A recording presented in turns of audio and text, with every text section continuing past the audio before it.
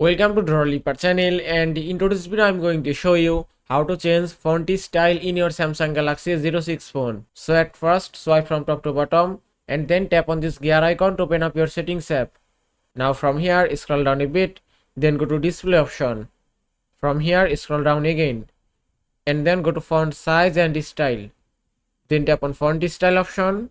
And that's it. Now from here you can change your font style and you can choose any font style as you want. If you want to download more font style, just tap on download fonts and give it a moment, and that's it. From here you can download any font style as you like, but make sure that your Wi-Fi or mobile data is turned on. If you want to download this font style, just tap on this download icon and you can see that will start downloading, and the download is complete. Now just go back.